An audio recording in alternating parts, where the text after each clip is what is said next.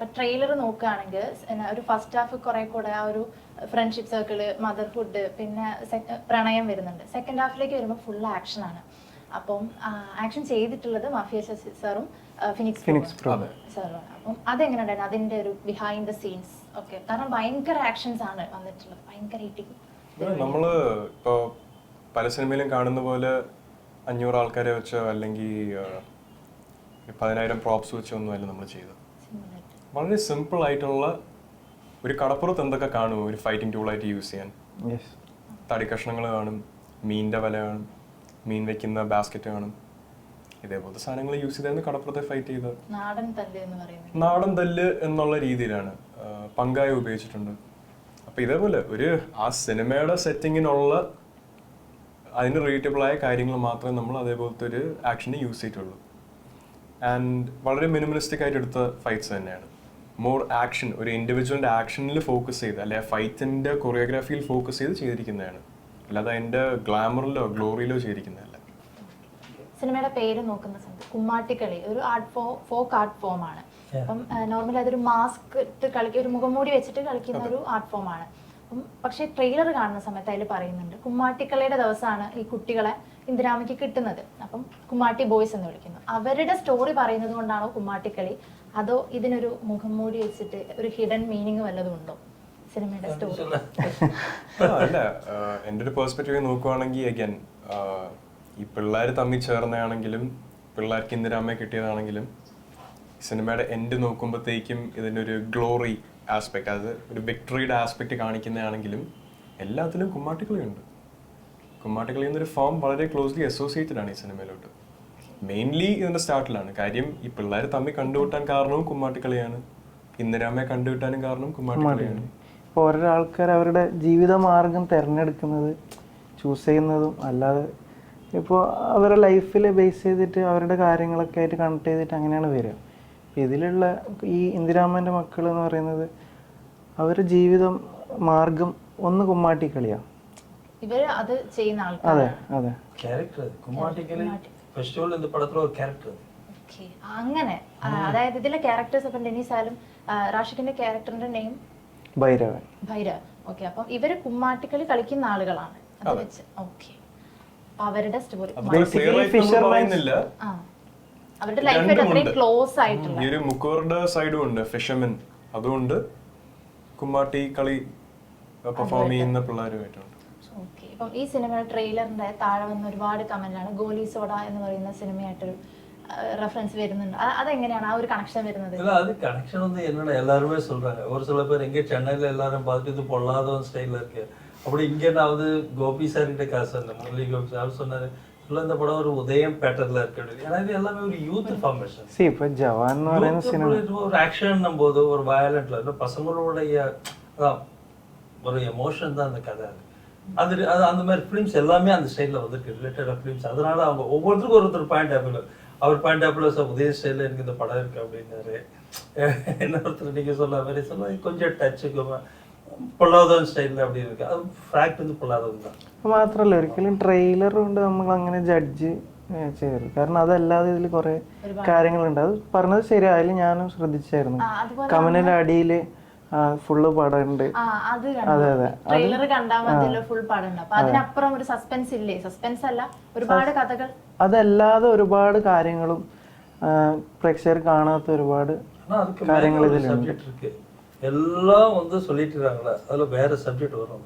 அப்போதான் உங்களுக்கு தெரிய வரும் மூவியில் இந்த படம் அப்படியே ப்ரீ கிளைமேக்ஸ் முன்னாடி ஸ்கிரிப்ட் மாறும், கம்ப்ளீட் புதுசா இருக்கும். இங்க நடந்த ஒரு ரியல் இன்சிடென்ட் தான் அந்த படத்துல இருக்கு. இந்த ലെന മൂലமா ഓപ്പൺ ആവും കഥ. ഇപ്പൊ സാർ പറഞ്ഞ വെച്ചാണെങ്കിലും അജു പറഞ്ഞ വെച്ച് നോക്കിയാലും രണ്ടും ആൾക്കാരുടെ പെർസ്പെക്റ്റീവ്സിൽ ഡ്രിവൺ ആയ കമന്റ്സ് ആണ്. സാർ ടെക്നിക്കൽ സൈഡിൽ നിന്നുള്ള പറഞ്ഞു, അജു പ്രേക്ഷകരുടെ സൈഡിൽ നിന്നുള്ള പറഞ്ഞായിരുന്നു. എങ്ങനെയാണ് അവരുടെ പെർസ്പെക്റ്റീവ് സിനിമയെ പറ്റിയുള്ള പെർസ്പെക്റ്റീവ് എങ്ങനെയാണ്? എൻ്റെ ഉദ്ദേശത്തിൽ ഇത് എങ്ങനെയാ പറയാ, ആൾക്കാർ കാണുമ്പോൾ മാത്രമേ മനസ്സിലാവത്തുള്ളൂ എന്തുകൊണ്ടാണ് കുമ്മാട്ടിക്കൾ എന്നുള്ള ടൈറ്റിൽ വന്നിരിക്കുന്നത്, എന്തൊക്കെയാണ് അതിൽ വന്നിരിക്കുന്ന ഫ്രാഗ്മെന്റ്സ്, ട്രെയിലറിൽ കണ്ടതാണോ സിനിമയിൽ ഫുള്ളായിട്ടുള്ളത്. നമുക്കൊരു ട്രെയിലർ കണ്ട് സിനിമ ഇത്രയാണെന്ന് പറയാൻ ഒരിക്കലും പറ്റത്തില്ല. 2 മിനിറ്റിന്റെ ഫുട്ടേജ് വെച്ച് 2 മണിക്കൂറിന്റെ ഫുട്ടേജ് നമുക്ക് വിലയിരുത്താൻ പറ്റത്തില്ല. അതേപോലെ 2 വാക്ക് ഒരു സെന്റൻസിൽ നിന്ന് എടുത്തിട്ട് നമുക്കൊരു അർത്ഥം അതിന് കൊടുക്കാൻ പറ്റത്തില്ല. കോണ്ടെക്സ്റ്റും ബാക്കി കോണ്ടെക്സ്റ്റ് എല്ലാം മാറും. അപ്പോൾ സിനിമ കണ്ടു നോക്കിയാൽ മനസ്സിലാവുന്ന കാര്യങ്ങളേ ഉള്ളൂ കുമ്മാട്ടിക്കളി. പിന്നെ ഈ കമന്റ് സെക്ഷൻ എന്ന് പറഞ്ഞു കഴിഞ്ഞാൽ കൂടുതലും ആൾക്കാരെ നെഗറ്റീവ് പറയാം. കൂടുതലും അതങ്ങനെ അട്രാക്ട് തളർത്താൻ ചെയ്യുന്നു. വേണ്ടിയിട്ടുള്ള പക്ഷെ லவ் சீன்ஸ் கம்ப்ளீட்டா புதுசா இருக்கும். இந்த படத்துல லவ் சீன்ஸ் ரொம்ப டிஃபரெண்டா இருக்கும். Yes, ഒരു റൊമാൻസിലേക്ക് വരുന്ന സമയത്ത് സുരേഷ് ഗോപി ചേട്ടൻ പറഞ്ഞിട്ടുണ്ടായിരുന്നു സാറിന്റെ ആ ഒരു ഫിലിം ബാക്ക്ഗ്രൗണ്ടിൽ അധികം റൊമാൻറ്റിക് സിനിമകളൊന്നും ചെയ്യാൻ സാധിച്ചിട്ടില്ല. സൂര്യപുത്രൻ, പിന്നെ ഇപ്പം ലാസ്റ്റിലേക്ക് വന്ന വരനെ ആവശ്യമുണ്ട്, അങ്ങനെയൊക്കെയുള്ള സിനിമകളേ ഉള്ളൂ. അപ്പം മാധവിലൂടെ അത് അങ്ങോട്ട് എക്സ്പ്ലോർ ചെയ്യണം എന്ന് തോന്നിയിട്ടുണ്ടോ? എനിക്കങ്ങനെ ഒരു പെർട്ടിക്കുലർ ടൈപ്പ് ഓഫ് മൂവീസ് ചെയ്യണമെന്നോ അല്ലെങ്കിൽ എന്നെ ഇങ്ങനെ ഒരു രീതി ടൈപ്പ് കാസ്റ്റ് ചെയ്യണമെന്ന് എനിക്ക് ഒരിക്കലും ഒരു ആഗ്രഹം വന്നിട്ടില്ല. ഒരു ആക്ടർ എന്നുള്ള തൊഴിൽ പെർസ്യൂ ചെയ്യുമ്പോഴത്തേക്കും ഒരു ആക്ടറിന് ഏറ്റവും കൂടുതൽ സാറ്റിസ്ഫാക്ഷൻ കിട്ടുന്ന എത്ര ടൈപ്സ് ഓഫ് റോൾസ് ചെയ്യാൻ പറ്റും. അതായത് ഇപ്പോൾ ഒരു ബിസിനസ്സിൽ വർക്ക് ചെയ്യുന്ന ആളുടെ അടുത്ത് ചോദിച്ചാൽ ആ ബിസിനസ്സിൻ്റെ ഓപ്പറേഷൻസിൽ അവർക്ക് എത്ര കാര്യങ്ങൾ ചെയ്യാൻ പറ്റും. അത് കൂടുന്തോറും അവരുടെ സ്വയമേ ഉള്ളൊരു ബിലീഫുണ്ട്, ഞാൻ നല്ലതാണ് എന്നുള്ള ബിലീഫുണ്ട്, അത് കൂടത്തേ ഉള്ളൂ. ഇപ്പം ഞാനെന്നൊരു ആക്ടറിനെ ഞാൻ ഡെവലപ്പ് ചെയ്യുമ്പോഴത്തേക്കും എനിക്ക് romantic hero, no action hero അല്ല. ആക്ടർ ആണെങ്കിൽ എല്ലാ ടൈപ്പ് റോൾ ചെയ്യേണ്ടിയും വരും. ഒരു പ്രത്യേക ലെവലിൽ അറിയപ്പെടാൻ താല്പര്യമില്ല. ഞാനൊരു ആക്ടർ ആവുകയാണെങ്കിൽ എന്നെ എന്ത് ക്യാരക്ടർ വന്നാലും അറ്റ്ലീസ്റ്റ് എല്ലാം ചെയ്യാൻ പറ്റത്തില്ലല്ലോ ഒരു മനുഷ്യന്. തരുന്ന 80% ക്യാരക്ടേഴ്സും ചെയ്യാൻ പറ്റണം എന്നുള്ളൊരു ആഗ്രഹമുണ്ട്. ഇപ്പം എൻ്റെ അടുത്ത് ഒരു സ്ത്രീയായിട്ട് അഭിനയിക്കാൻ പറഞ്ഞാൽ എനിക്ക് പറ്റത്തില്ല, ബയോളജിക്കലി ഇമ്പോസിബിൾ ആണ്. പക്ഷെ അതേ സമയത്ത് എൻ്റെ അടുത്ത് വിഷമമുള്ള ഒരു മകൻ്റെ റോൾ പ്ലേ ചെയ്യാൻ പറഞ്ഞാൽ എനിക്ക് അതും പറ്റും. അതേപോലെ വിഷമമുള്ള ഒരു അപ്പൂപ്പൻ്റെ റോൾ പ്ലേ ചെയ്യാൻ പറഞ്ഞാൽ എനിക്ക് പറ്റത്തില്ല ഈ പ്രായത്തിൽ.